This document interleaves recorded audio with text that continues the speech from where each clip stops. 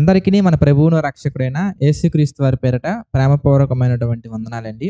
ప్రియులారా, ఒక క్రిస్టియన్‌గా మనం ఎలా ఉండాలంటే లోకానికి వెలుగుగా ఉండాలి. కానీ బాధాకరమైన విషయం ఏంటంటే క్రైస్తవులలో అనగా మనలోనే కొంతమంది ఎలా ఆలోచిస్తారంటే లోకానుసారమైనటువంటి పద్ధతులు, లోకానుసారమైనటువంటి ఆచారాలను నిజాలని నమ్మి భావించి ముందుకు వెళ్తూ ఉంటారు. వాటిల్లో నేను ఈ మధ్య కాలంలో బాగా గమనించినటువంటిది, దేవుడు నన్ను దీని గురించి ఎలాగైనా గానీ తెలియచేయాలి అని నాకు ప్రేరేపణ కలిగించి చెప్తున్నటువంటి విషయం వాస్తుల గురించి.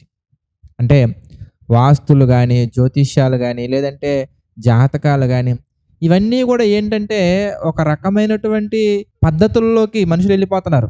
వీటిని బైబిలు ఎక్కడా గూడా ప్రోత్సహించినట్టుగా మనకి వచనాలు కనిపించవండి. కానీ మనం ఎలా ఆలోచిస్తా ఉంటామంటే ఇది చెయ్యాలి, అది చెయ్యాలి, అన్నీ చెయ్యాలి, వాటిల్లో ఏదో ఒకటి తగిలి ఏదో ఒక దాని ద్వారా మనకి మేలు కలుగుద్ది అని మనుషుల మనస్తత్వాలు ఎలా అయిపోయాయంటే మాయోపాయాల చేత లోకానుసారమైనటువంటి ఆలోచనలకు వాళ్ళు పడిపోయి ఈ జాతకాల దగ్గర, వాస్తుల దగ్గర, జ్యోతిష్యాల దగ్గర తమ సమయాన్ని, కష్టాన్ని, తమ యొక్క ధనాన్ని, మరి ముఖ్యంగా దేవునితో ఉన్నటువంటి సహవాసాన్ని కోల్పోతున్నారు. నాకు తెలిసినటువంటి ఒక సిస్టర్ గారు ఏం చేశారయ్యా అంటే 85,000 రూపాయలు పెట్టి ఒక గోడ కట్టించుకున్నారండి.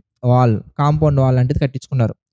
అయితే ఎవరో రోడ్డున పోయే ఒక వ్యక్తి వచ్చి, ఇదిగో ఇది నీ యొక్క కుటుంబానికి కరెక్ట్ వాస్తులో లేదు, దీనివల్ల నీకు ఈ నష్టం ఉంది అని చెప్పిన వెంటనే ఆయన వెళ్ళిపోయిన తర్వాత కుటుంబంలో ఏదో ఒక చిన్న అనారోగ్యమైనటువంటి ఒక సమస్య వచ్చిందండి.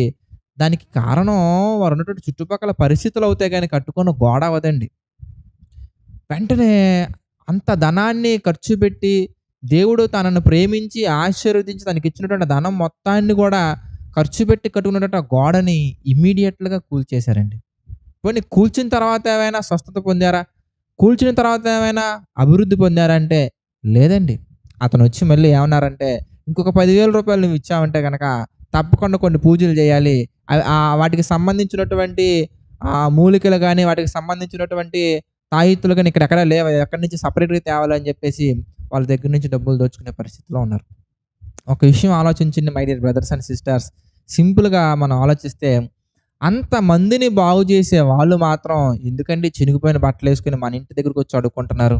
మనం మనసు పెట్టి ఆలోచించాలి కదండీ! ఒక సందర్భం ఎలాంటిదే నా జీవితంలో జరిగినటువంటి ఒక సందర్భం ఏంటంటే ప్రియులారా, నేను చక్కగా కాలేజీ నుంచి ఇంటికి వెళ్ళే ప్రయత్నంలో ఉన్నప్పుడు, ఇంటికి వెళ్తూ ఉన్నప్పుడు ఒక చేతి చూసి జాతకం చెప్పే ఒక అతను కూడా అలాగే నేను రాకపోయినా గానీ బలవంతంగా నన్ను పిలిచారండి. ఇట్లా రండి, ఇట్లా రండి, ఇట్లా రండి అని పిలిచినప్పుడు నేను వెళ్ళాను.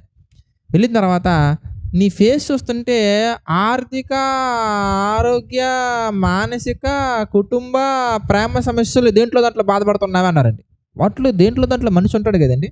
ఒక మనిషికి ఆర్థికపరమైన సమస్యలైనా ఉంటాయి, కుటుంబపరమైన సమస్యలైనా ఉంటాయి, అనారోగ్య సమస్యలైనా ఉంటాయి, లేదంటే వాళ్ళు ఉన్నటువంటి వయసును బట్టి చదువుకునే సమస్యలైనా ఉంటాయి. ఏదో ఒక సమస్య ఉంటుందండి. వాటన్నిటిని కలిపి గ్లోబల్‌గా ఒక స్టేట్మెంట్ తయారు చేసుకొని వాటిలో దేంట్లో దాంట్లో మనిషి దొరుకుతాడు కాబట్టి గ్లోబల్‌గా ఒక స్టేట్మెంట్ చెప్పారండి.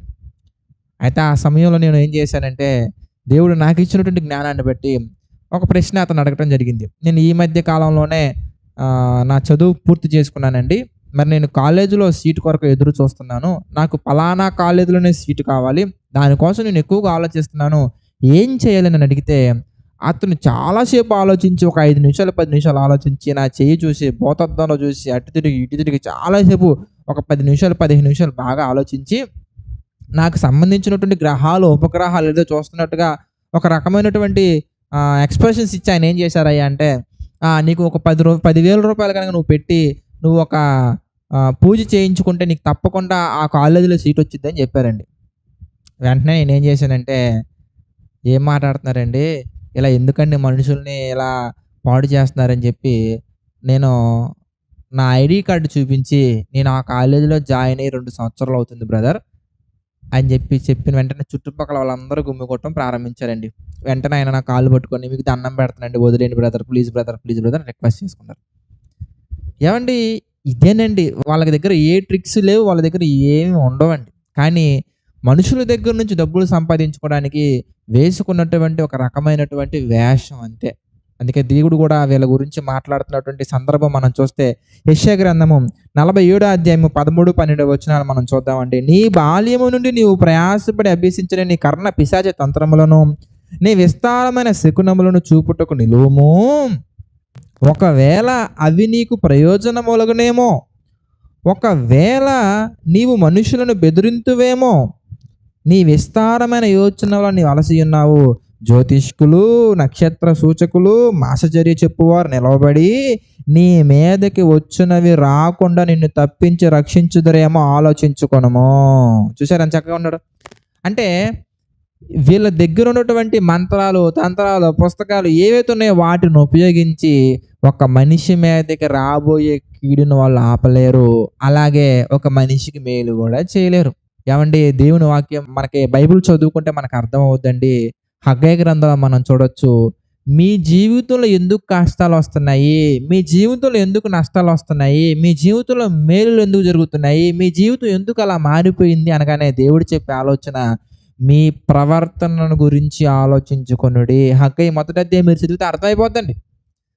అంటే ఏంటి, మన జీవితంలో ఏదైనా ఒక కష్టం వచ్చిందంటే, మన జీవితంలో మేలు జరిగిందంటే, మన జీవితంలో ఏదైనా శుభకార్యం జరిగిందంటే, ఏదైనా కూడా ఏంటంటే మన ప్రవర్తనను ఆధారం చేసుకొని, ఇంకా క్లియర్గా చెప్పాలంటే నువ్వు బాగుండటానికి, నీ కుటుంబం బాగుండటానికి, నీ ఊరు బాగుండటానికి, నీ జీవితం బాగుపడటానికి గాయములు చేసేవాడు ఆయనే, స్వస్థపరిచేవాడు ఆయనే, కీడు కలిగించేది ఆయనే, మేలు కలిగించేది ఆయనే, ప్రేమించేది ఆయనే, శిక్షించేది ఆయనే. ఒక తండ్రిగా మనందరం ఆయన పిల్లలుగా ఉన్నాం కనుక, ఒక తండ్రిగా ఎప్పుడు దండించాలి, ఎప్పుడు ప్రేమించాలి, ఎప్పుడు కోపాడాలి, ఎప్పుడు శిక్షించాలి, ఎప్పుడు మన జీవితంలో ఏం చేయాలనేది మన పరలోకపు తండ్రికి బాగుగా తెలుసును కనుక, మన జీవితంలో ఏది జరిగినా కూడా ఆయన చిత్త ప్రకారంగానే జరుగుతుంది. అందుకే సామెతల గ్రంథంలో కూడా మనం గమనించవచ్చండి, ఒక మనుషునికి ఎన్నో ఆలోచనలు ఉంటాయి, కానీ దేవుని యొక్క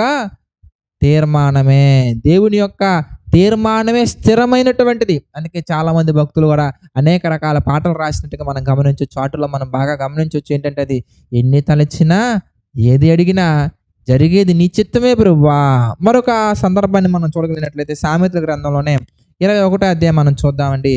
21 అధ్యాయము 30-31 వచనాలు గనక మనం గమనించినట్లయితే, అక్కడ కూడా దేవుని యొక్క వాక్యం మనతో ఒక విషయాన్ని తెలియజేస్తుంది. ఏంటంటే, యెహోవాకు విరోధమైన జ్ఞానమైనను, వివేచనైనను, ఆలోచనైనను నిలువదు. ఇవన్నీ కూడా దేవునికి విరుద్ధమైనటువంటివండి. ఏమండి, మన జీవితాన్ని బాగు చేసేది సృష్టికర్త తప్ప, సృష్టికర్త చేసినటువంటి సృష్టిలో ఉన్నటువంటి గ్రహాలు తిరిగే కక్షలు కాదు, ఉపగ్రహాలు తిరిగే కక్షలు కాదు. ఏమంటే, చేతి గీతలు చూసి జాతకం చెప్తారు కదండి, మరి చేతులు లేని వాళ్ళ పరిస్థితి ఏంటండి? తలరాత చూసి జాతకాలు చెప్తే తలరాత అని మాట్లాడుతుంటారు కదండి. మరి కొంతమందికి ఒకటే బాడీ ఉండి 2 తలలు వస్తూ ఉంటాయి. ఇప్పుడు వీళ్ళిద్దరిలో ఎవరికి జ్యోతిష్యం చెప్తారండి వీళ్ళు ఇంతకీ? ఏమండి, 5,000 అని చూపిస్తుంటారు కదండి, కొంతమందికి 6,000 వస్తూ ఉంటాయండి. మరి వాటిని ఎలా చెప్తారండి ఇంతకీ? ఇవన్నీ కూడా ఏంటంటే ప్రియులారా, మనం లాజికల్గా మనం ఆలోచిస్తే ఈ మ్యాజిక్స్కి చాలా దూరంగా ఉంటాం. ఈ లాజికల్ థింకింగ్ అనేది ఎక్కడ వస్తుంది మనకంటే, బైబిల్ చదువుకుంటే స్పష్టంగా వస్తుందండి. బైబిల్ చదవండి, మీ కుటుంబాన్ని ఇలాంటి పనికి మాలినటువంటి ఇటువంటి ఆలోచన నుంచి దూరంగా వచ్చేయండి. చాలామంది సిస్టర్స్ కూడా ఈ మధ్యకాలంలో మన బ్రదర్స్కి కాల్ చేసి మాట్లాడుతూ ఉన్నారండి, బ్రదర్ ఇలాగా కొన్ని తాయెత్తులు ఇస్తున్నారు, ఇలాంటివి ఇస్తున్నారు, ఇగో ఇలా నిమ్మకాయలు అంటున్నారు, ఇవన్నీ ఏంటి బ్రదర్ అంటే, అవన్నీ నమ్మకండి, అవన్నీ వాక్యానికి విరుద్ధం. నిమ్మకాయల నుంచి బ్లడ్ ఎలా వస్తుంది, దానికి సంబంధించినటువంటి కెమికల్ ఉంటుందండి, ఆ కెమికల్ పూసి అలా దాంతో కోస్తే ఆటోమేటిక్గా రెడ్ కలర్ వచ్చేస్తుంది. ఆల్రెడీ మనం జేసీఎంస్లో కూడా వీటి గురించి చాలా చక్కగా వివరణాత్మకంగా మనం వివరించాము. దయచేసి ఇలాంటి వాటికి దూరంగా ఉండండి. మన కుటుంబాన్ని వీటికి దూరంగా ఉంచుకుని దేవుని యొక్క ప్రార్థనలో, భక్తిలో, భయభక్తులతో మన జీవితాన్ని మనం ముందుకు తీసుకెళ్లాలని మనస్ఫూర్తిగా కోరుకుంటున్నానండి. ప్రార్థన చేసుకుందాం. ప్రేమగల తండ్రి, దయగల దేవ, అనేకమైన విషయాలు ఈ డైలీ డివోషన్ ద్వారా మాకు తెలియజేస్తూ మీ చిత్త ప్రకారం నడిపిస్తున్నందుకు కృతజ్ఞతాస్తుతులు చెల్లించుకుంటున్నాం తండ్రి. మమ్మల్ని దీవించారు, ఆశీర్వదించారు. అందును బట్టి మీకే మహిమ, ఘనత, ప్రభావాలు చెల్లించుకుంటున్నాం తండ్రి. తండ్రి, మీ చిత్త ప్రకారంగా ఎవరైతే ఈ డైలీ డివోషన్ మేకింగ్ మా తండ్రి సహకారులుగా నిలబడుతున్నారో వారిని జ్ఞాపకం చేసుకోండి తండ్రి. వారిని దీవించండి, ఆశీర్వదించండి ప్రభు. ఆర్థిక, ఆరోగ్య, మానసిక పరిస్థితుల్లో కృంగిన వారిని జ్ఞాపకం చేసుకుని తండ్రి, మీ చిత్త ప్రకారంగా వారి హృదయాన్ని లేవనెత్తండి, బలపరచండి తండ్రి. ప్రభు, నమ్మకంగా యథార్థంగా మీ యొక్క పరిచయం చేస్తున్నాం ప్రతి సేవకులను, వారి కుటుంబాలను మీరు దీవించండి, ఆశీర్వదించండి. మీ చిత్త ప్రకారంగా తండ్రి ప్రతి ఒక్కరు కూడా మా తండ్రి బలపడినట్లుగా, దీవించబడినట్లుగా సహాయం చేయండి. సమస్త మహిమ, ఘనత, ప్రభావాలు మీకే చెల్లించుకుంటూ మా ప్రభువును, రక్షకుడైన యేసుక్రీస్తు వారి పేరిట ప్రార్థన అడిగి వేడుకొనుచున్నాము తండ్రి. ఆమేన్. అందరికీ వందనాలండి. God bless you all.